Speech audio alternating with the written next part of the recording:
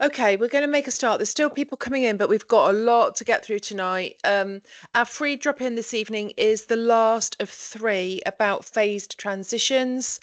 We're going to be thinking about what to do now. The date's over. 15th of February was the date that you should have received a notification of your child's next placement in an updated EHCP, which was a few days ago. So, you are going to be sitting here tonight, I guess, for probably one of two reasons. Either that's happened and you're not entirely happy with the school that's been named, or maybe you're sitting here and it hasn't happened and you're wondering what to do. But we are going to talk you through everything that you need to know about the next step of the process, what your options are, um, what kind of things you need to think and you need to consider, because there are options, and I think that's the one thing you'll go away with tonight, that whatever situation you are in, there are options. Sarah and I do what we do because parents, it might not feel like it, but parents are the people with power in this process. Nobody else can appeal a decision. Okay, we're going to start with this graphic that you might have seen in the group because we have put it out before, but we're going to unpick it a little bit in the next few minutes. There are realistically, phase transition deadline was the 15th of February. There it is in the centre. And there are realistically three options from that. I mean, the first one is that you're happy with the school that's been named in your EHCP. In which case all you need to do really is think about celebrating. I suppose the opposite is that you've received a plan and you're not happy with the school named, which I think there's about 130 people booked on this evening. I guess the majority of the people booked on are probably in that position where they have been received notification, they've received an updated plan, there's a school named or a type of school named, and they're not 100% happy with that outcome. So the things that you are going to need to consider if you are sitting in that position this evening, no matter what your individual circumstances, if you have received an updated EHCP giving you a right of appeal and you are not happy because there is a school named in there that you don't feel can meet needs, or there might be a type of school named rather than a specific school because the local authority haven't actually decided what they're going to name yet. The things you need to consider are giving the school that's been named, if there has been a school named, giving it a chance. You might not be 100% happy, but is it worth giving it a chance and seeing how it goes? Because you do get an annual review every year. And so you will get an annual review in the autumn term of the next school year, because that'll be a year after the last one. And if things haven't gone, it's a lot easier to prove that something hasn't worked than it is to try and prove something in the future isn't going to work. So, if your evidence is a bit short, that your evidence is a bit lacking, and you're thinking, I'm not happy with this school named, but I don't know where I'm going to get the evidence from between now and a phased transition appeal, then do consider giving the school a go named. That's particularly relevant for parents who've got children transferring within foundation stage, so from nursery or preschool into reception. You kind of do buy yourself another year at that stage, because nursery, the preschool year, and the reception year are all part of the same stage of education. Yes, they're going to school, but it's all the early years. It's all play-based learning. It's all highly differentiated and very child-led. So if your child has managed in a mainstream nursery or a mainstream preschool environment, realistically, although it might not be the right school for them long term, realistically, there is a good chance that they should manage in reception. However, things hot up after reception in school. In year one, they're entering key stage one then, and that's when things get more formal. That's when they are sitting down in seats, learning lessons as we kind of think about school and remember school.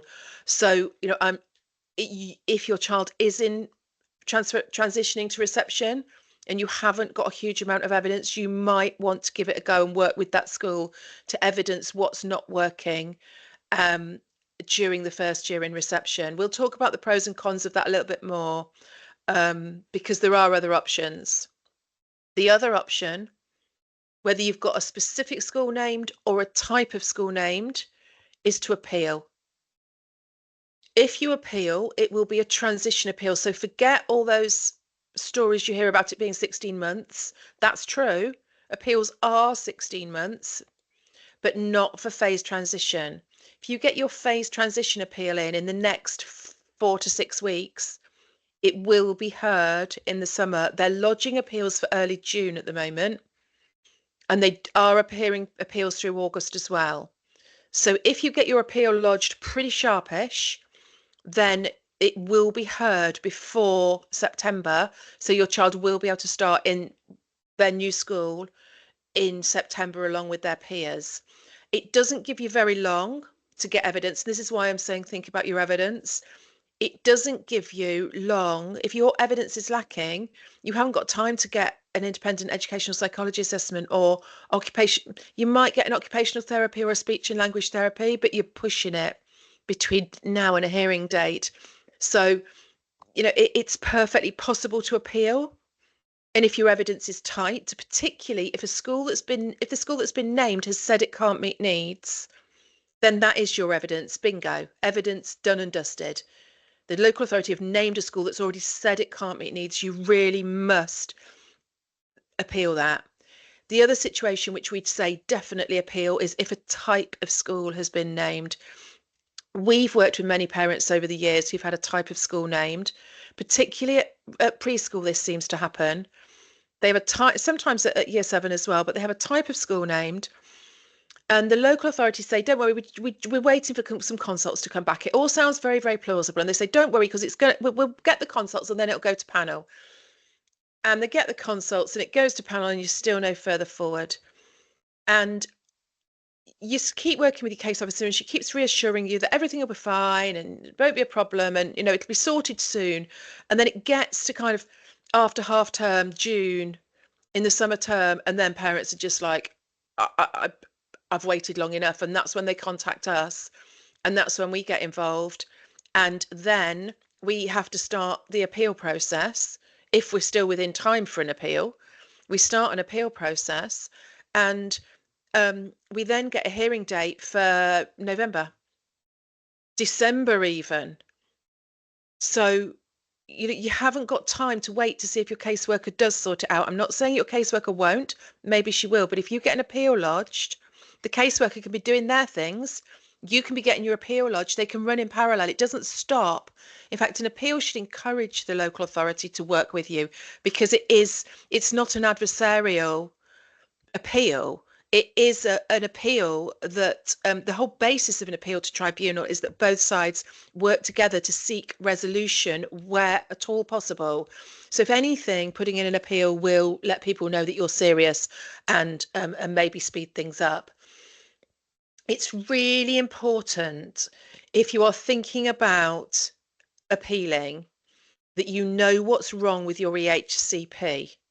You might have had a draft check done by Sarah or I already, in which case you can get out your draft check done by Sarah and I, you can get out your EHCP and you can see what the local authority have chosen to miss out. If you haven't had a draft check done by us, you might have used our webinars to check your own draft, in which case you'll be able to get your check of your draft out and compare that. That will tell you straight away what's missing from B, what's missing from F. There's if the school is wrong or the type of school is wrong, one of two things have happened. Either number one, they've ignored professional evidence, they haven't put it into B and F, so the EHCP is watered down, and that means a wrong school or a wrong type of school can meet the needs because they've been watered down. The other option is that actually B and F are pretty good, and the school that they've named have said they can't meet needs. But whichever of those it is, you need to appeal. And we would always advise, I know this is one of the questions that's come in today, isn't it? We would always advise appealing B, F, and I, even if you think B and F are pretty sorted. I'll tell you why. One, I know Sarah's answer to this as well. We have never seen an EHCP, including your own child, Sarah, and I, ours I, have been through in tribunal numerous times. in 30 years, Anna, I've never seen an EHCP doesn't need to be amended. There hasn't got one single thing wrong with it. And No. even I've just done my child's annual review, and we were at Peel last time, I think 3 years ago. We've had EOTAS since then, and I looked at something, and there was some wording that I was just like, "Oh, how did I let that get through?" So we have never seen an EH. We sometimes say to parents, "It's good enough," or anything now would be quite petty. It would be icing on the cake But that we it's picked knowing up in that, it. isn't it, Anna? Yeah, It's knowing it's if there's a compromise to be made, know what your yeah, compromise is and make that choice, as opposed to having an EHCP that you think is going to be fit for purpose, only to find out that it's not. And if you're going to go to appeal, you absolutely only want to go to appeal to get that happening. You don't want to be going to appeal again after the next annual review because you didn't do it no, when you could have done. no. And the other thing about why to do BF and I, you find something, even if you're nitpicking, you find something that's missing in section B, and you find something in section F that is missing or worded poorly, and you use that as your reasons for appeal. So this is missing from section B, that's why I'm appealing section B. This is missing from section F, that's why I'm appealing section F. Or there's an access to in section F, and that's illegal wording, and I want that resolved. And I'm also appealing I. The reason you do that is because if the local authority really play hardball during the appeal process and you need to open up B and F because they've found a school that says it can meet needs, because you've realized that something's a bit vaguely written or there's something missing, and you try and add B and F to the appeal after 2 months, 3 months, it will happen, but it will delay your hearing massively. Your hearing will then be kicked into October, November, December, maybe even. If you appeal B, F, and I now on a technicality, and you get 3, 4 months down the line, you think the B and F's a waste of time, it's sorted. You can withdraw B and F, and your hearing will not be postponed. It's not a problem to withdraw, but it's a major delay to change your mind and try and add. So add them at the beginning, right from the start. Get a good transition date in the summer term, and then if necessary, withdraw them. Don't risk having to add them later.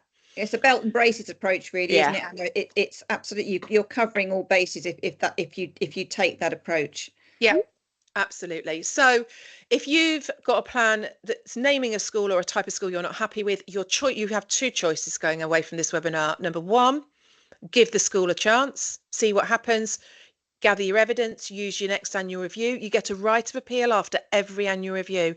Yes, it's a long haul, but that is an option. Or two, appeal.